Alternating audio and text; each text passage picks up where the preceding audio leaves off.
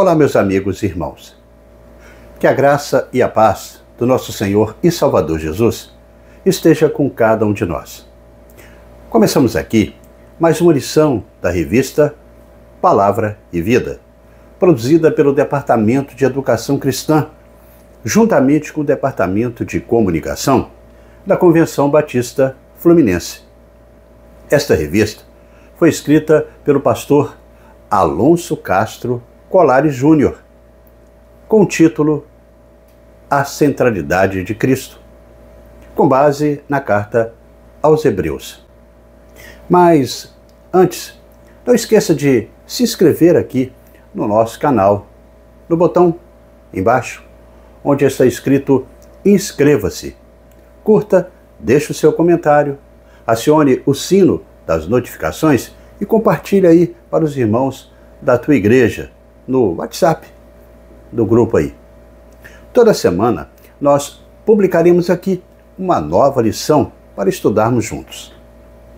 A lição de hoje é a lição de número 5, que traz o título O Autor da Salvação Eterna, e que tem o texto base em Hebreus 5, do versículo 7 ao 10, o qual estaremos lendo para a nossa introdução neste momento.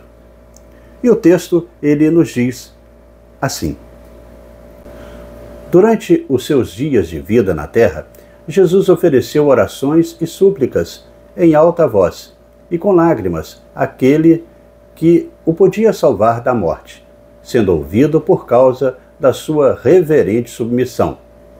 Embora sendo filho, ele aprendeu a obedecer por meio daquilo que sofreu. E uma vez aperfeiçoado, tornou-se a fonte da eterna salvação para todos os que lhe obedecem, sendo designado por Deus sumo sacerdote, segundo a ordem de Melquisedeque.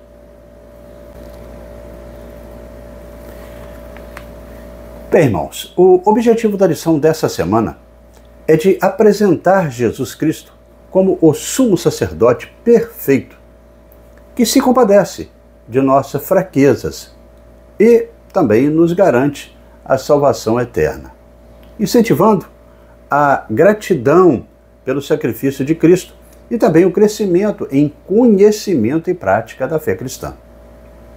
Deste modo, nós veremos nesta lição de hoje que o sacerdócio do Senhor Jesus é superior à ordem levítica e que, por isso, ele teve uma autoridade para inaugurar uma nova ordem e um novo tempo. Com isso, entenderemos biblicamente a natureza da superioridade do sacerdócio de Jesus Cristo. Compreenderemos também que o sacerdócio de Cristo foi superior quanto ao serviço.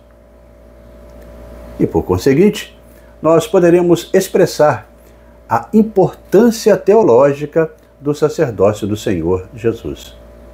Mas, antes, no entanto, eu quero agradecer aos irmãos aí que têm nos enviado mensagens de todo o Brasil, e não somente aqui da área da Convenção Batista Fluminense. Tenham paciência, eu vou ler todos aqueles que têm mandado aí o seu comentário. Em especial hoje eu quero mandar o meu abraço para a Sheila Viana Nunes, ela é da Igreja Batista Parque Guarus, em Campos dos Goitacazes, no norte fluminense. Meus cumprimentos também para a Viviane Raposo, ela é da Segunda Igreja Batista em Rio Bonito. Um abraço agora para a Odisseia Navarro Rodrigues, ela é da Igreja Batista em Itabua, fica no município de São Fidélis, no norte fluminense. Outro abraço para Osimar Peixoto, da Igreja Batista em Petrópolis, na região serrana do estado do Rio. Meus cumprimentos para o diácono Alexandre Silva, da Igreja Batista em Vila Ivonete, que fica em Rio Branco, lá no Acre, lá no norte do Brasil. Um abraço também para o Mazinho Paló. Ele é da Igreja Batista da igreja que fica lá no Noroeste Fluminense, em Itaperuna. Ele também tem nos acompanhado aqui pelo nosso canal. E quando você mandar aí o seu recado, não se esqueça de colocar aí de onde você é, qual igreja que pertence. Bem, com relação à lição, na lição anterior, nós aprendemos que a fé em Cristo Jesus é o que traz sentido às nossas expressões de culto. E que por meio dessa fé, nós podemos entrar no descanso de Deus. Hoje, nós refletiremos sobre a pessoa de Cristo, o autor da nossa salvação, o humano perfeito e perfeito Filho de Deus. Essa passagem que estudaremos talvez seja a mais enfática acerca da perfeição do ministério sacerdotal de Jesus Cristo. O texto, ele nos apresenta o nosso Senhor como um sumo sacerdote capaz de compadecer-se de nossas fraquezas, porque ele havia sido tentado em tudo. Com base neste fato, que o autor aos Hebreus, ele nos encoraja a todos os cristãos, ainda no final do capítulo 4 de Hebreus, no versículo 16, quando ele diz: assim sendo, aproximemo-nos do trono da graça com toda a confiança, a fim de que possamos receber misericórdia e encontramos também graça que nos ajuda no momento de necessidade.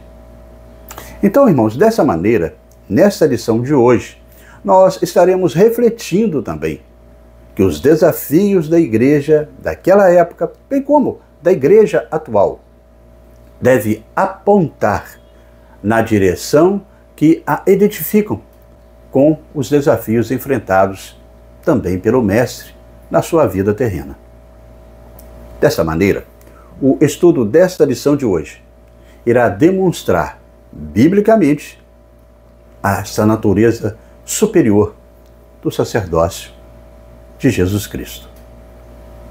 Nos ensinará também que o sacerdócio de Cristo foi superior quanto ao serviço de todos os outros sacerdotes que passaram então. Também irá expressar a importância teológica, então, do sacerdócio do Senhor Jesus. Assim, estaremos aprendendo a partir de agora. E desta maneira chegamos, irmãos, ao primeiro tópico da nossa lição, que traz o título Jesus, o humano perfeito. Jesus, o humano perfeito. Neste tópico inicial aí, veremos o autor da carta aos Hebreus apresentando quem na realidade é Jesus. Veremos que a partir de Jesus nós não precisamos de intermediários para chegar até Deus, pois Jesus é o grande e sumo sacerdote que nos liga ao Pai. O início do capítulo 5 da carta aos Hebreus é uma continuidade do que é expresso no final do capítulo 4, segundo o qual nós podemos confiar na promessa do descanso de Deus. Porque Jesus, o sumo sacerdote perfeito, entrou no santuário celeste após descansar das suas obras aqui na terra. O autor da carta, ele conclui que Jesus é o mediador perfeito entre nós e, que cremos, e também Deus. Deste modo, ao olharmos para os 3 últimos versículos do capítulo 4 de Hebreus, veremos esse apontamento do autor da carta. O sacerdote era aquela pessoa que especialmente era escolhida por Deus e que, ao termo, como diz ali em Êxodo e Levítico, entendemos mais sobre esse indivíduo, que estava sobre a responsabilidade de apresentar o homem para Deus. Isso se deu por causa do distanciamento entre o ser humano e o Senhor. E dessa forma o sacerdote, através das ofertas e dos sacrifícios fazia esta mediação. Aqui neste texto de Hebreus, nós vemos Jesus, aquele que pode verdadeiramente representar o gênero humano diante do Pai. Pois o véu do templo, ele se rasgou. E Jesus, com sua morte, com a sua ressurreição, e ao subir ao céu, ficando à destra de Deus, sendo, portanto, aquele que definitivamente nos apresenta para o Pai. Mas a pergunta que persiste é: por que devemos confiar na promessa de um descanso eterno em Deus, pelo fato de Jesus ter morrido pelos nossos pecados, ressuscitado e voltado para o céu? Ora, essa é uma questão importante. E o autor da carta, ele dedica este capítulo 5 e também os próximos a responder. Ele introduz a sua argumentação fazendo uso do significado de um dos ofícios centrais da Antiga Aliança, o ofício de sumo sacerdote. Logo no primeiro versículo do capítulo 5, o autor afirma que cada sumo sacerdote, sendo escolhido dentre os homens, é constituído nas coisas relacionadas com Deus, a favor dos homens, para oferecer dons e sacrifícios pelos pecados.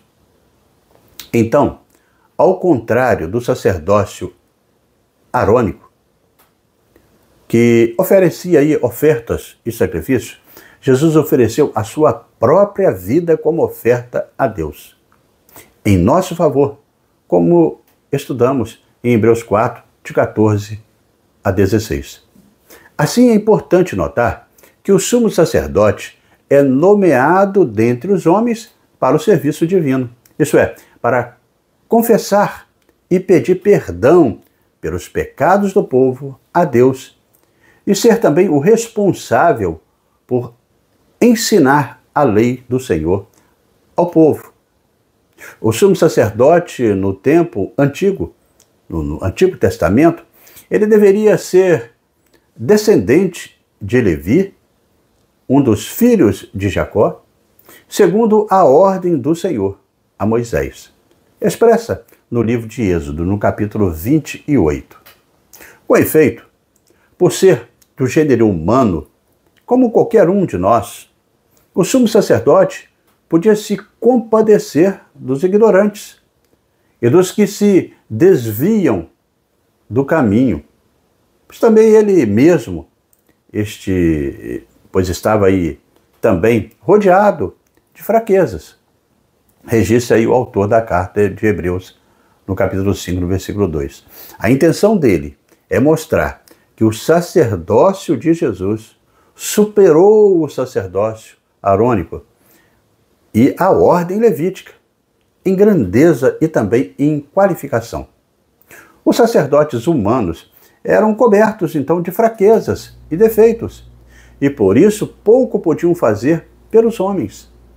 Todavia, Jesus, como sumo sacerdote, era de uma ordem superior e perfeita, e por conta disso, era capaz de condoer-se e também socorrer os que a ele recorriam e também recorrem.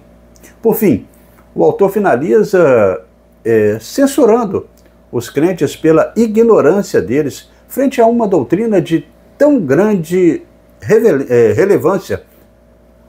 Por ignorantes devemos entender aqueles que não conheciam a lei do Senhor, por aqueles que desviam, aqueles que conheciam o caminho, mas por conta dos próprios erros e pecados se afastavam da obediência a Deus.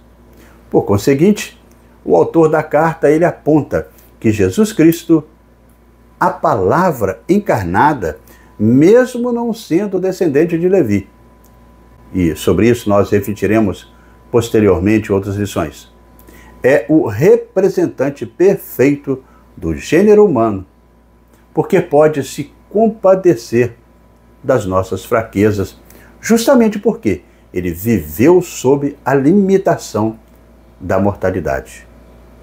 Com essa exposição, o autor ele quer chamar a atenção para o mistério da encarnação, quando Deus se humaniza para tratar com os homens. Jesus, quando estava nesta terra, ele experimentou todas as dores e privações que um ser humano poderia experimentar. Aqui, então, algumas que Jesus experimentou estão registradas na palavra de Deus. A tentação, em Mateus 4, de 1 a 11. A rejeição, que está registrado em Lucas 4, de 14 a 30. A privação, em Mateus 8, 20. A angústia, em Marcos 14, 34, entre outras. O profeta Isaías, séculos antes do acontecimento da chegada do Messias, ele profetizou que Cristo seria um homem de dores, experimentando no sofrimento. Isaías 53, de 3 a 7, assim o diz. Mas é importante frisar, tudo isso Jesus passou sem pecar. E dessa forma chegamos ao segundo tópico da nossa lição de hoje, e que traz o título Jesus, o Filho Perfeito. Jesus, o Filho Perfeito. Neste tópico nós veremos que Jesus ele venceu a morte através da sua ressurreição. E o versículo de 8 até o versículo 10 de Hebreus 5 diz que, embora sendo filho, ele aprendeu a obedecer por meio daquilo que sofreu. E uma vez aperfeiçoado, ele tornou-se a fonte da eterna salvação para todos os que lhe obedecem. Sendo então designado por Deus sumo sacerdote segundo a ordem de Melquisedeque. O texto ele nos apresenta uma realidade em que Cristo, mesmo com todo o sofrimento, ele obedeceu. A finalidade deste texto é mostrar para nós a realidade do sofrimento e também da experiência de Jesus. O Mestre, de fato, sofreu corporalmente, mostrando que o seu sacrifício foi uma oferta perfeita e absoluta como sumo sacerdote. E foi real, porque se Jesus Cristo não tivesse sofrido corporalmente, fisicamente, seria uma experiência sem valor algum. Deste modo, não obstante o fato de Jesus ser o perfeito representante do gênero humano diante do Pai, não podemos negar, de forma alguma, a sua natureza divina. A encarnação de Cristo fora profetizada por vários profetas no Antigo Testamento. Um deles foi o profeta Isaías, que explicitou que o Emanuel, o Deus conosco, chegaria e também registra ele assim em Isaías 7,14. E que o seu nome, isso é, os seus atributos seriam maravilhoso, conselheiro, Deus forte, Pai da eternidade, príncipe da paz, como escreveu em Isaías 9,6. Por sua vez, o apóstolo Paulo, em sua carta aos Filipenses, no capítulo 2, do verso 5 até o verso 7, ele exorta os cristãos filipenses a terem mesmo sentimento que houve também em Cristo Jesus, pois ele, substituindo em forma de Deus, não julgou como usurpação ser igual a Deus. Antes, a si mesmo, ele se esvaziou, assumindo a forma de servo, tornando-se em semelhante de homens e reconhecido em figura humana, a si mesmo se humilhou, tornando-se obediente até a morte e morte de cruz. Não há dúvida, portanto, na palavra de Deus, de que a vinda de Jesus Cristo, o Filho de Deus vivo, foi um acontecimento singular na história.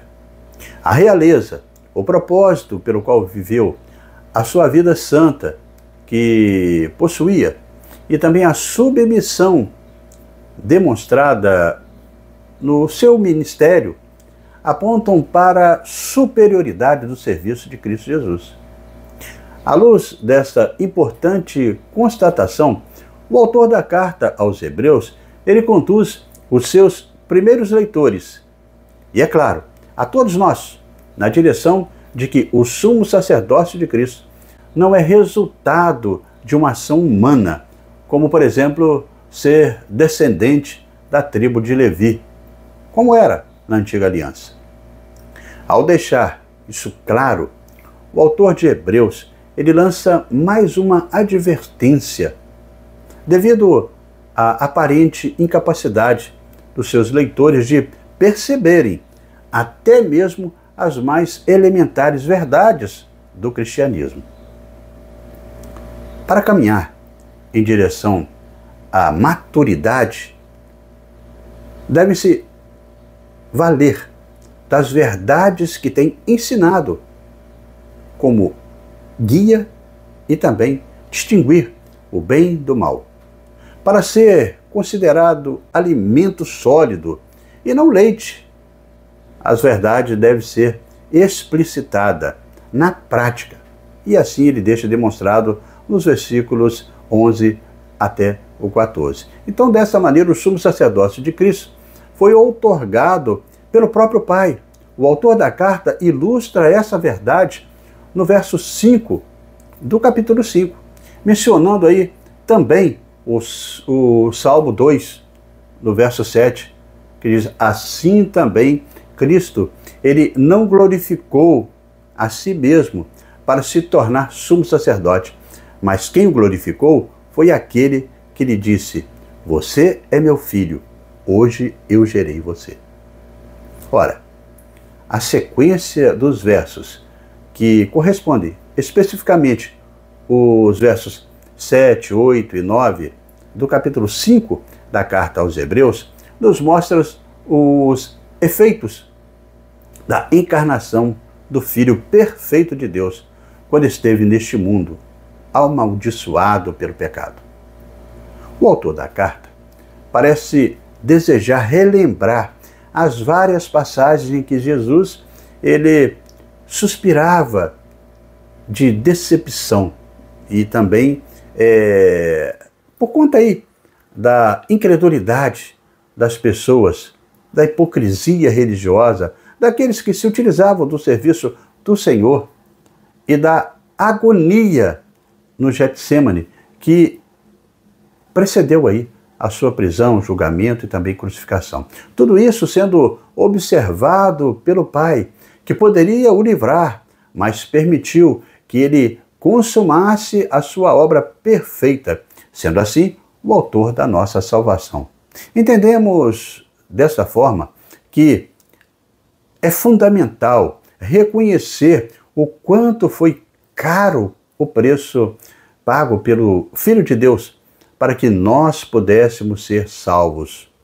Podemos ter apenas um vislumbre de como deve ter sido aí penoso para Jesus deixar a sua glória no céu e ser aperfeiçoado no sofrimento.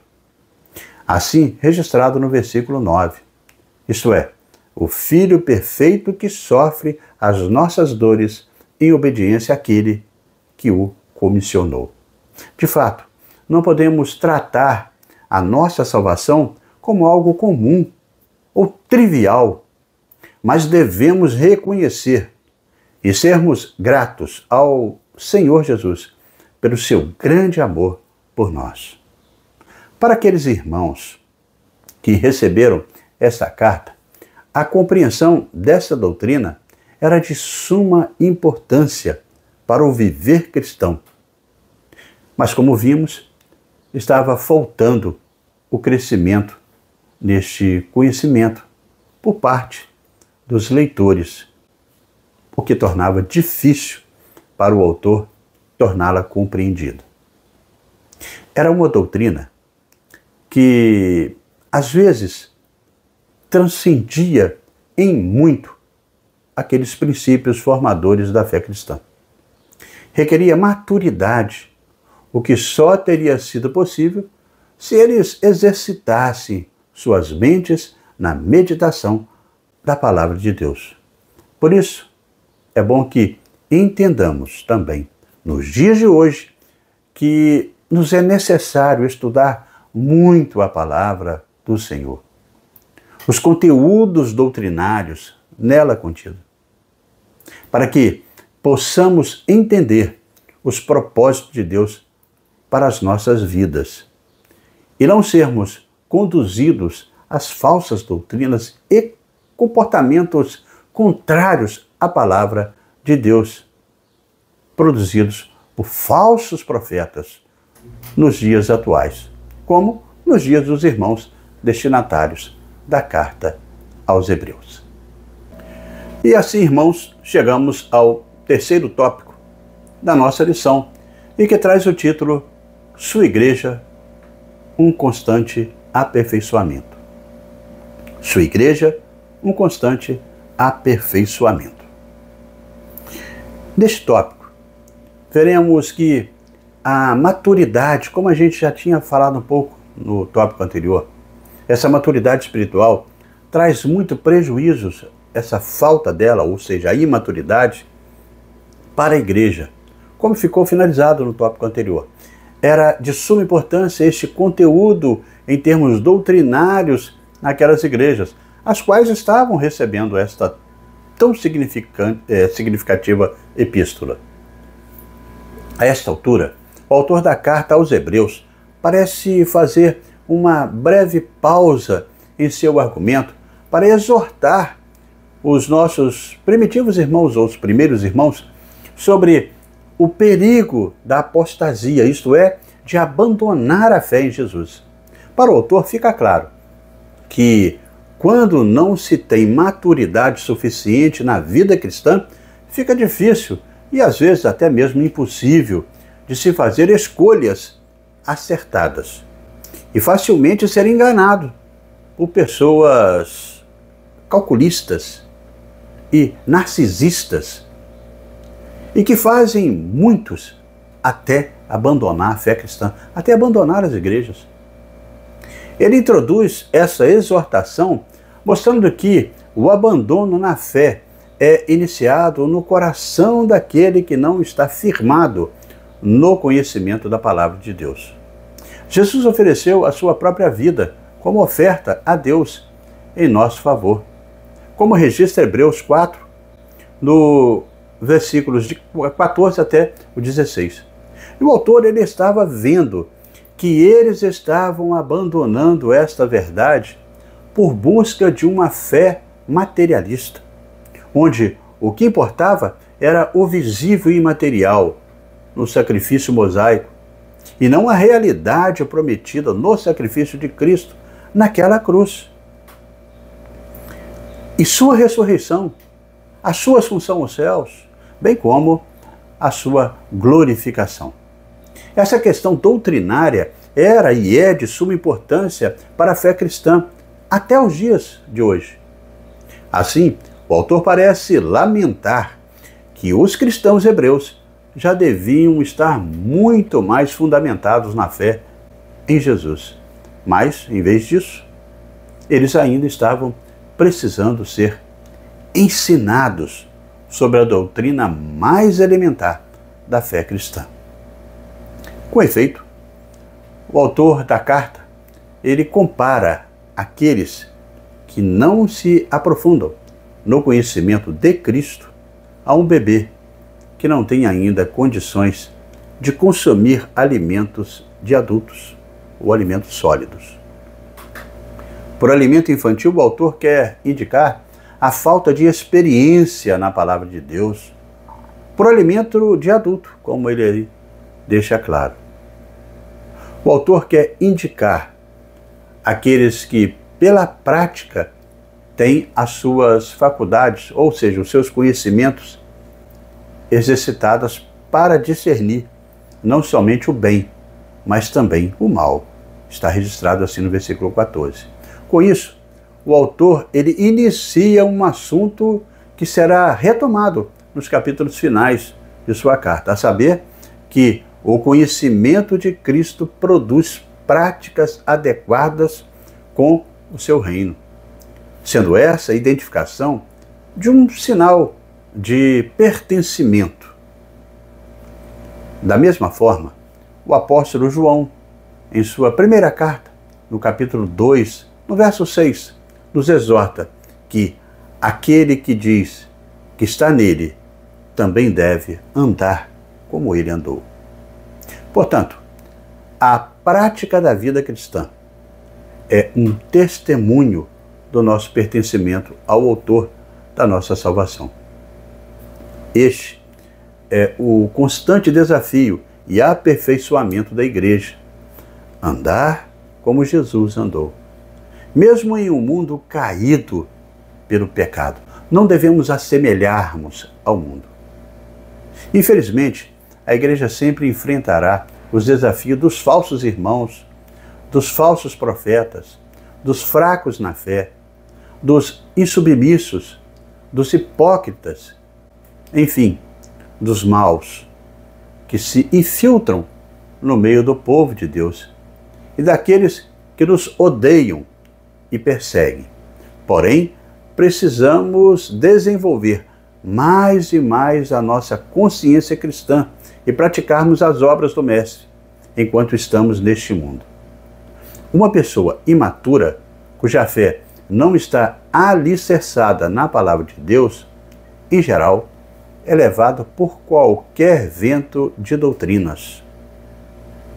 Precisamos crescer na fé cristã, e que o nosso crescimento também possa ser demonstrado mediante aos nossos frutos e nas nossas atitudes. Nosso mundo, e nesse mundo aí, nessa maneira que nós temos de falar, de pensar e de agir, deve ser coerente com os ensinos de Jesus, pois somos os seus discípulos. A imaturidade espiritual dos crentes traz muitos prejuízos para a igreja. No caso das igrejas que estavam recebendo a carta aos Hebreus, havia muito desvio na fé, que estavam aí impedindo os avanços da obra de Deus. E neste caminhar, irmãos, chegamos à conclusão desta quinta lição deste quarto trimestre da revista Palavra e Vida. Na lição dessa semana, tivemos aí o privilégio de aprender que no final do capítulo 4 de Hebreus e todo o capítulo 5 trouxeram aí aspectos relevantes sobre o sistema sacerdotal nos dias bíblicos. E vimos que o autor da carta aos Hebreus, ele apresentou primeiramente as qualificações que eram exigidas para um sacerdote. E depois contrastou essas com o sumo sacerdote perfeito, que é Jesus. O Filho de Deus, ele viveu todas as nossas condições humanas. E como sacerdote perfeito, ele é o único que está habilitado para interceder por nós. Essa é uma doutrina que todos devemos conhecer para o nosso crescimento e também para o crescimento da igreja. Jesus foi aclamado por Deus como o Messias davídico, no Salmo 2, no versículo 7, e como sumo sacerdote também, no Salmo 110, no versículo 4. Portanto, o sacerdócio de Jesus se dá em razão da sua filiação divina e por essa razão, ao fato do seu sacrifício, ele é o nosso Salvador e Senhor. E somente por ele nós podemos chegar até o Pai. Ele é o único que liga o homem a Deus. E dessa forma, irmãos, chegamos ao nosso momento para pensar e agir, com 3 reflexões propostas aí pelo pastor Alonso Castro Colares Júnior. Na primeira reflexão, nós vemos que Jesus ele passou por todas as situações que nós passamos, porém sem pecado. Você consegue identificar aí algumas dessas situações em sua vida? Como você tem aí aprendido com Jesus dentro desse contexto?